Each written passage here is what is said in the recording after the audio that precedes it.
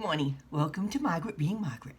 I got so many great comments, yeah, I'm fixing my hair, from so many of you about the eye makeup and what looks best, and a whole lot of makeup today. I have on, I'm looking in my mirror so I can figure out what I have on. Oh, dear God. I put on a tiny bit of blush. I have on some lip gloss, and I have on white under my eyes so you can see them. But somebody had recommended an eyebrow pencil. I was going to get to it. I hadn't. And it was e.l.f. Instant Lift Brow Pencil. I hadn't gotten around to getting it yet, and one of the guests from the salon dropped it off for me. I'm so pleased. But I tried it. I love it, love it, love it. I'm recommending it. Who would have thunk? So, this is it. It's not a big deal, folks. Maybe the buildup is going to lead to disappointment. But it goes on. What the heck is that? I'm all flaky. I'm flaky. Uh-oh. I don't know what that's from. It goes on. Oh, gosh, I get sidetracked so easily. It's a nice, soft pencil, and it goes on. And that was always half the battle. This is in taupe. And that's it. What do you think? I like this stuff. I really, truly like this stuff. So thank you, thank you, thank you. The other thing I had said is I was going to send away, oh goodness, you should open the packaging before you start talking. The other thing I had said is I was going to get some of those Lids by Design eyelid lifts. Now I know I don't have a whole lot to lift. It's mostly bone. I did try it. Didn't do a lot, but we're going to show you and see. My sisters who have very, very heavy overhang on their eyes, it helped quite a bit. It comes in different sizes. The first thing it says is identify where your eyelid folds over. Well, I guess if I'm going to do that, it's going to be right here. And if I'm right, since when have I ever been right, I'm going to then apply it right on top of the fold. So I'm assuming it's going to be right there. You know what they say about assumptions? You have to have clean eyelids with no oils on them. I just jumped out of the shower, so we should be okay. And you use the little tweezers they sent, and you find where your fold is, and you place it without doing a whole lot of touching, because otherwise it won't stick. Now, what I have found each and every time is my eyelid is clean. It's not sticking. I don't know what I do wrong. And I can't make it disappear when you put makeup on. Right, here it is, not sticking. Look any different to you, this one to this one? Besides the fact that it's not sticking? I don't know. I can't say that I think it makes a whole lot of difference. Let me try this one, and I'll put it up even a little higher. Yeah, I'm not keeping them on. Obviously, they're not staying. Even though I just scrubbed my face and took off all the oils. Obviously, I still have oil on my face. I don't know how, but that's okay. Alrighty, so this one we're going to put up a little higher.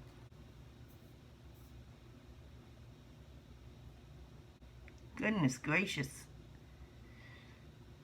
Funny thing is, that's the eye that probably needs it more, right? Do you see a difference? I see this one. So let me take this off and do it one more time. The thing is, they're not reusable and they're expensive, so. Last time we're going to play with this. It was a mistake to waste the money, and I knew it. Alrighty, there. We're going to come way up this time. The great reveal. No. Well, I know you can see them. I can see them very easily. Hopefully you can't. But do you feel like you open my eyes much? There's not a lot to lift on my eyes. But if it made this one look like this one, I don't think for my eyes it makes enough of a difference. And looking at it closely, can you see them? They look ridiculous. And they insist you can put makeup on over them. but I did. And I can still see him. Now, I went into work and the girls couldn't see him unless I said I've got him on. But then after that, they couldn't get their eyes off him. So, I think that's a fail. I think that you can see them. I think if I went out with them, somebody would notice and I'd be very self-conscious. Tell me what you think. I have a bunch of them. Highest bidder. I do have a lot of them and I'm not going to use them. I think they're like 60 bucks. I wanted to see what you thought. All right, they're coming off. Ow. Okay, I consider that and that's a lot of money for one of those. I want to do that eye makeup that everybody liked. Oh, wrong side. Too many moving parts, folks.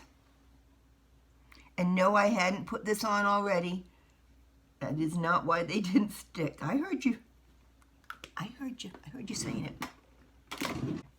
Eye primer. On. We're not going to go crazy. One of the things you all mentioned is go lighter underneath, but still put something underneath. Okay, we're going to try it. It's very hard for me to do for this mirror. Anybody want to send me a nice, huge mirror with a light around it that I can use for this? Thank you.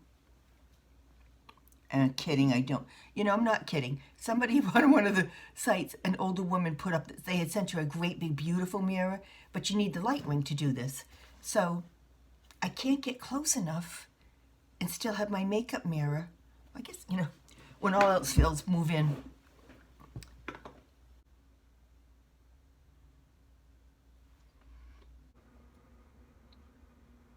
Not a lot. And I may put some of the brow, the eyelash, oh my goodness, the eyeshadow on top still, as a line.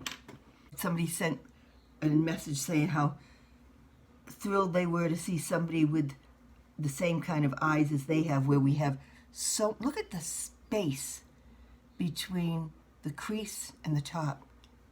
It's like doing a whole separate face of makeup on your eyelids.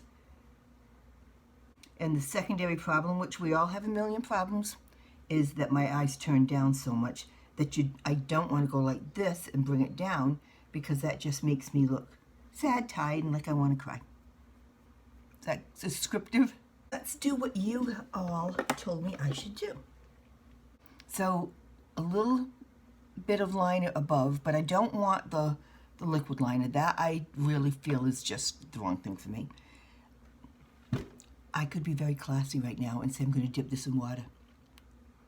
Yeah. And if you don't do that, you're lying. And if you're grossed out at home, I'm sorry.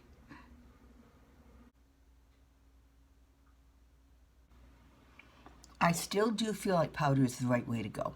Make a powder line. Okay, this eye has the powder. This one does not. I see a difference, and it's very small line, which is what everybody told me. Don't watch. And I'm using the brush you'd usually use for liquid liner. It's more pliable, but I couldn't find a small one that I liked. I want to go quite light and see if I can deal with quite light line under here. When I'm looking in the mirror, I can see that it might possibly be darker. And you notice I always come up and around, because with my eyes turning down, I can't just pull them into that corner. And where people said I have two different shaped eyes, which at 69 years old I never knew. And now I can see it when I'm looking at the videos. I don't know what to do to make this one look bigger. I don't know. Unless you put a little light up here to bring the eye up. We might try that in a second. I'm going to take that and wonder if putting a brightener here, wouldn't that make sense? If you could get your brightener to work. Well, does that bring it up a little? The only thing that I changed, I changed a lot. So I still did my eyeshadow was normal. I did tight line because I almost always have done that. Added a little bit of shadow liner on the top, skinny, a lighter one on the bottom. Oh, I'll throw on some mascara. We'll throw it on and not put it in our eye. Well, isn't that pleasant? Just stab myself in the eye and have mascara all over my face. I didn't even say bad words in my head that time. That eye always gives me a problem putting makeup on anything. It's a little more sensitive, I guess. But there is a reason for that. Isn't that funny? I just thought of it. When Dennis was a baby, so I'm talking 42 years ago, when he was flailing around as an infant, he hit me in the eye, and you know those little baby fingernails, even though, yes, I kept them covered, and yes, I kept them trimmed, hit me on the eye itself, on the cornea, and scratched it. And off and on for at least 30 years. The last 10 have been really good. All of a sudden, it would hurt to the point where I couldn't see for a couple of hours. And it's always been that. Somehow I reactivate it. If my eye's dry, it re-tears. And I've had it checked. And I'm wearing my hair pretty straight today. But see this? Oh my God, that's terrible. Do you see how flat? I don't mind that, except that in a half an hour, it's not going to be a becoming flat. It's going to be becoming, it's going to be a, oh dear God, she didn't do her hair flat. So, a little bit of lacing, not real teasing, but you can call it teasing if you prefer. Hopefully, it's one of those days where you don't want to run into anybody that you know when you go grocery shopping. I have to go grocery shopping. See, I just got myself excited because this weekend Mike and Nikki are coming for dinner on Sunday. And I'm making a lasagna, and I want to make a double batch so that they can have some in the freezer. So I'm all excited because I get to make something for Mike and Nikki. On the other hand, I was going Sunday to go to not a mystic thing, but somebody who almost died and didn't. She's a spiritual person. I was going to go listen to that, and I don't think I will because of the timing. But wondered how you all feel about things like that. Not the woo-hoo seance thing, but it's so funny. I don't really have a strong belief system in that. I'm assuming there's something, but there's somebody I really respect that my sisters went to when my brother died, and then they all wanted to go, and my brother-in-law and one of his sisters, and I felt like, well, I can't be left out. I've got to go, even though I'm not 100% buying into this. And on the way to go see her, I had to stop and have my cat put down. And we had had Misty for 17 years, and of course it was horrible, but it was time. So I went to the vet's, Misty was put down, and then I went directly from there to this meeting of all of us where Sandy would sit and talk. And one of the first things she did when we all got seated is to say, okay, before we start, I don't know what's going on, but there's a cat that wants to be recognized. And nobody else has a cat. And so they're all kind of looking like a cat. And she said, yes, there's a spirit of a cat in the room. And, one by one, they kind of looked at me and went, Margaret, you're the only one that has a cat, but that's Misty. And I had to say, yes, and I put Misty down an hour ago. And you sit there and go like, now that's just weird. So, there's that part of me that goes, well, I don't know. But to be on the safe side, as with everything else I try to do, open-minded. If it's true, bring it on in. If it's not true, what did I lose? And it's interesting. I'm going to go grocery shopping. Isn't that weird that it's my life? And at 69, most of you are probably retired. or at least in the throes of retiring. I'm trying very hard to get there. My brain is being consumed with thoughts and fears. And I have always been the kind of person that what will be, and it's going to work out like it's supposed to. But I think I have to say this. Oh, this is painful. My mother was right. I never wanted to believe that. My mother used to get on me all the time. She did my books at the salon after she retired, and it was a little bit of spending money for her, and I could always use the help. But she hated the way I ran my salons. I never put money away for me. Well, there wasn't a lot to put away, and I always took care of my staff. I listened to 15 years of her saying, you got to take care of you. You got to take care of you. You know, you should be putting money away. It's plenty of time. Well, the plenty of time has run out. There's no money put aside for me. My staff is good. And I am sitting here, as all of us probably are at different points in our life, thinking, now what? And the everything will take care of itself version of me is going, well, that was not right. So my mind is on retirement. My mind is on what comes next. I've never sat still for a second in my life. I've always had the next thing, the next thing, the next plan, the next project. And I'm petrified about what happens when I retire. And yes, I'm petrified of money. Absolutely petrified.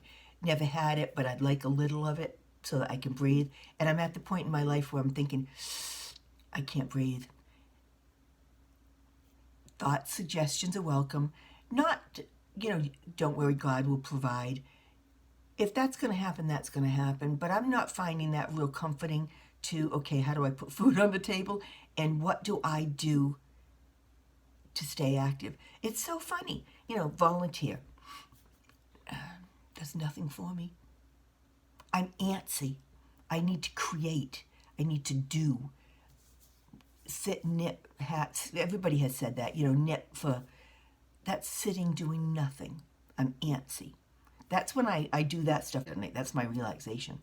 So I need to find a niche that is something that I want to do. Still around people where I can come and go. I think I'm asking for the impossible. But your income is welcome. Wow, that too.